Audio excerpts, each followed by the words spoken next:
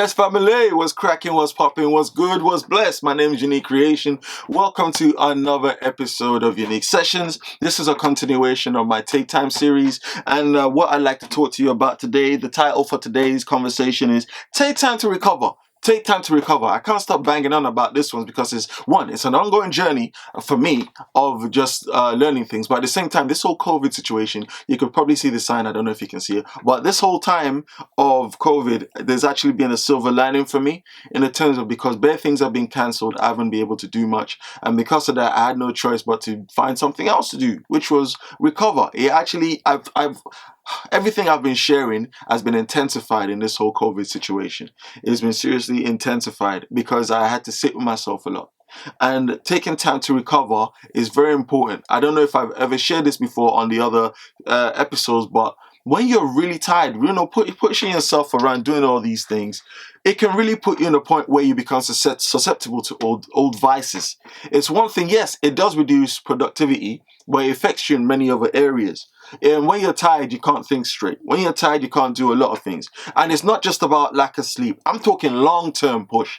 You put yourself through a lot. You can become very irritable about things. It affects your health in many ways. It affects all sorts of areas. But today, I just wanted to talk about the spiritual aspect and also what it can lead you to doing. Like, I don't know, have you ever been tired to the point where you started going back to old vices? Like you start drinking again, you start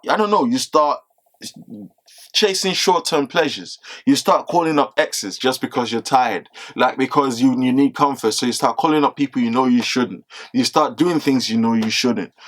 This is what happens when you've been drained, and the dangers of long-term drainages. Sometimes you're burning the candle at both ends and you don't realize it.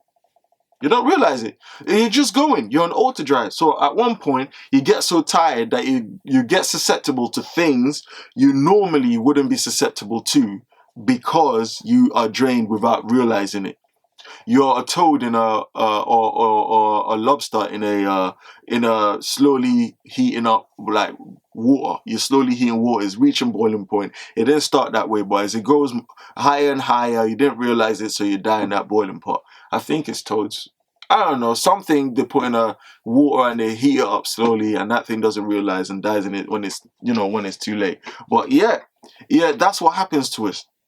And there's nothing more dangerous than falling back into old vices because you did not take time to recover and rest yourself up. It could take months. It's not always a few days, not always a few weeks. There are times where I try to speed up my recovery by going on a retreat just to relax and chill and do nothing. I went for, I don't know, 2 weeks or something.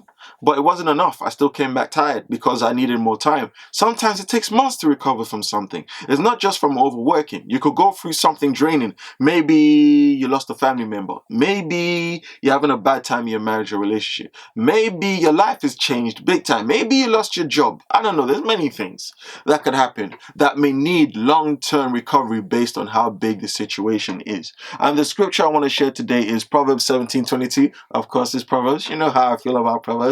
I love that book. Anyways, Proverbs 17:22. It says, "A joyful heart is good medicine, but a crushed spirit dries up the bones." I'll read that again. A joyful heart is good medicine, but a crushed spirit dries up your bones. Now imagine you're emotionally crushed. Imagine you're fed up. You're tired. You're just tired. You don't have the strength for anything. When you're talking to someone on the phone, you're tired within 2 minutes. Even picking up the phone could be a lot.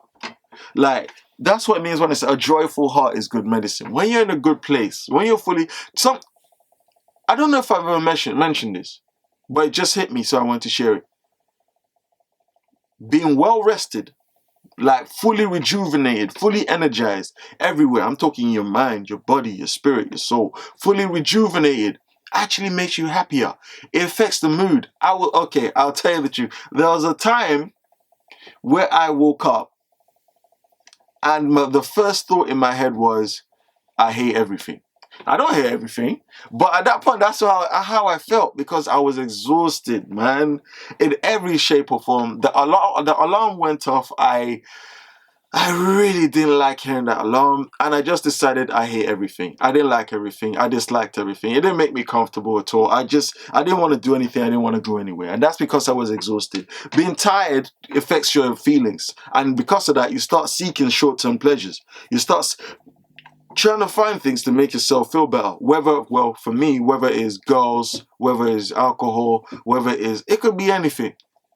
You start seeking things you really shouldn't seek out, and that's what tiredness does. If you ever find yourself, butt naked next to somebody, wondering how you got there, you may have just been tired. It's bad, but yeah, you're tired. You wouldn't have gone there if you were okay, but because you were tired, you ended up calling somebody you shouldn't, and then you're in bed with them, feeling ashamed, wishing you weren't there to begin with. These things happen. But what I'm trying to say is this: knowing that tiredness could reignite old vices within yourself or make you weak and susceptible to things you know would affect you, actually put you into a worse situation. It's important to take time to recover and pull yourself away from that, and just know yourself, innit?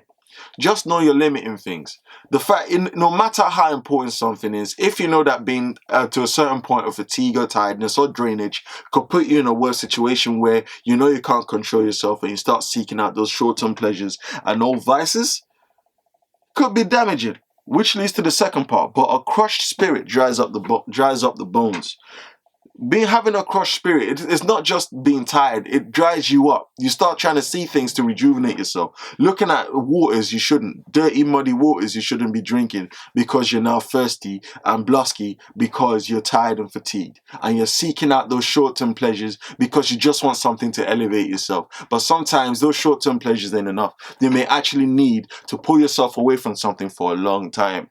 And that includes friends. Yes, I said it. People don't like hearing it, but sometimes you need to get away from people too for a long period of time. Everybody has their rejuvenation rate, just like mobile phones. Just like mobile phones. Some phones charge faster than others. Some take much longer to charge.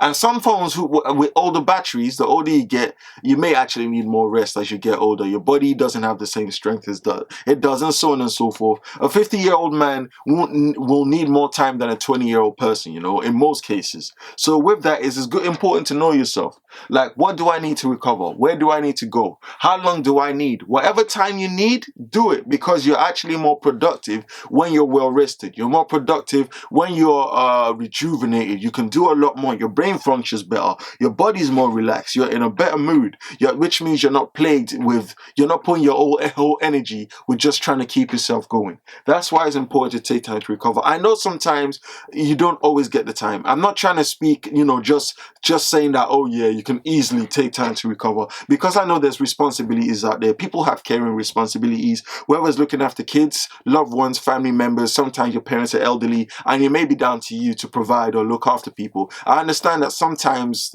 things don't always provide for it. What I'm trying to say is, if you can find some kind of respite for yourself, do it. If you can't find some kind of time just to recover, do it. Sometimes you may need to do this over a long period of time. It takes some people years to recover. Years. And if it takes you years, that's fine.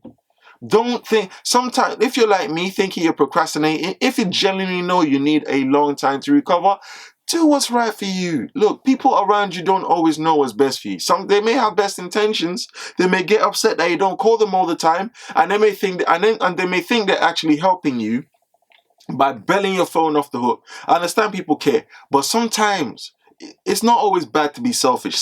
It's not always bad to be selfish. If you need your time back from people. Now, I'm not saying shun responsibilities. I'm just saying if you need time back to rejuvenate, because if you carry on, you may actually burn yourself out to the point of no return, then do what you need to do. It's better than being susceptible to things you shouldn't be doing just because you're trying to find a temporary elevation, like drugs, like pills, like Pro Plus, using caffeinated pills, taking substances that numbs the pain but doesn't erase the issue. Yeah, but I hope that helped. My name's Unique Creation. Hope this has touched somebody. Hope it's done something for somebody. Anyways, I'm out for this one. Much love. Thank you very much. And I'll see you very soon. Bless John Rochi. I don't know why I keep saying that, but much love. Later.